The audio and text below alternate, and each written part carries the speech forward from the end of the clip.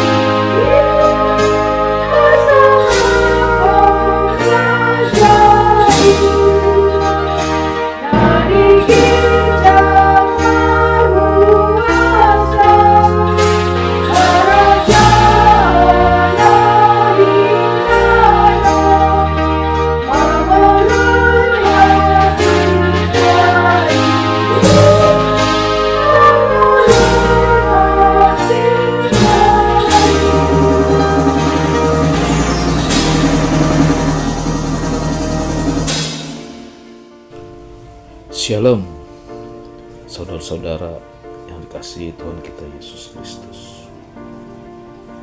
Selamat berjumpa kembali dalam renungan HKBP Delta Mas. Di pagi hari ini, Jumat 25 Oktober 2024. Salam sejahtera bagi saudara-saudara dimanapun berada. Damai dan sukacita daripada Roh Kudus melimpah senantiasa dalam hati dan kehidupan kita. Sebelum kita mendengarkan renungan firman Tuhan pada hari ini, kita bersatu dalam doa. Allah Bapa kami yang bertakhta di kerajaan sorga, terima kasih atas penyertaan-Mu pada kami semua jemaat-Mu HKBP Delta Mas. Sehingga hari ini kami boleh mendengarkan renungan firman Tuhan. Kiranya Tuhan yang memberikan setiap hati dan pikiran kami agar boleh mengerti apa yang menjadi kehendak-Mu. Terima kasih ya Tuhan, dalam nama anak-Mu Tuhan Yesus Kristus kami telah berdoa dan mengucap syukur. Amin. Nas renungan kita pada hari ini diambil dari Kolose 2 ayat 3. Sebab di dalam Dialah tersembunyi segala harta hikmat dan pengetahuan. Judul dari perikop kita saya ambil, takut akan Tuhan adalah harta yang abadi. Saudara-saudara yang dikasihi Tuhan kita Yesus Kristus, banyak orang mengukur kesuksesan dan kebahagiaan seseorang itu dari tingginya jabatan atau kekayaan yang dimilikinya.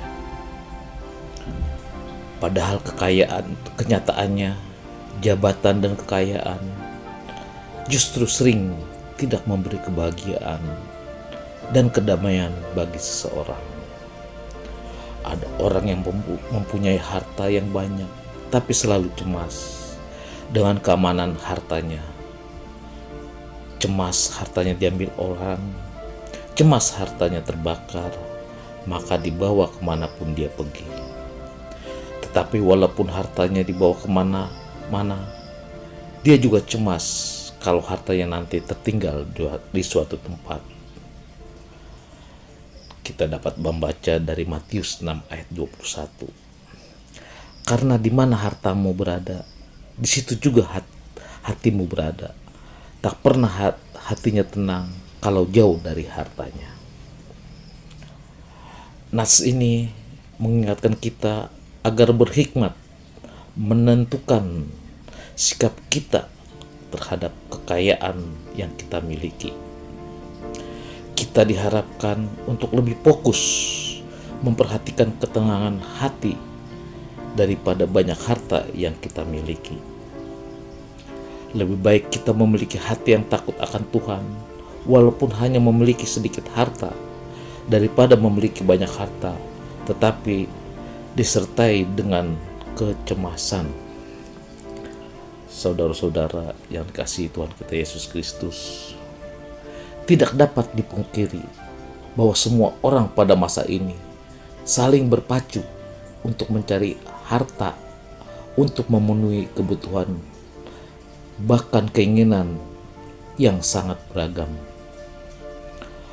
Pada akhirnya, hal ini mengakibatkan berbagai cara dilakukan, bahkan kerap kali terjadi penyimpangan yang merugikan orang lain.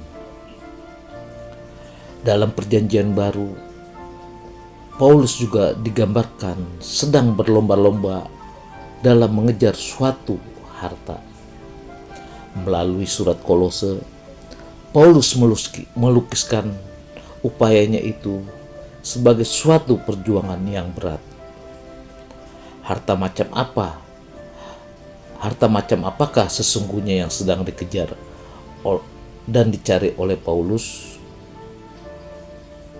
Ternyata yang diperjuangkan oleh Paulus bukanlah seperti yang diperjuangkan oleh manusia pada umumnya. Namun harta yang dimaksud oleh Paulus adalah Yesus Kristus. Paulus menyadari bahwa di dalam Yesuslah tersembunyi segala harta, hikmat, dan pengetahuan. Berbeda dengan pemilik harta dunia yang enggan berbagi, Paulus justru berusaha sungguh-sungguh agar jemaat Kolose dapat memperoleh harta itu, sebagaimana Paulus juga memilikinya. Hingga kemudian harta itu dibagikan sebagai bentuk dari kabar baik. Paulus hendak mengajarkan kepada jemaat Kolose bahwa harta yang ada di dunia ini pada dasarnya adalah sebuah kesia-siaan.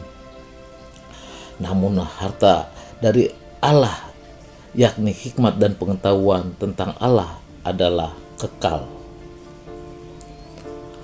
Orang percaya dapat memperoleh harta yang kekal, yakni hikmat Allah, dengan cara memberikan firman Tuhan berdiam di dalam jiwanya.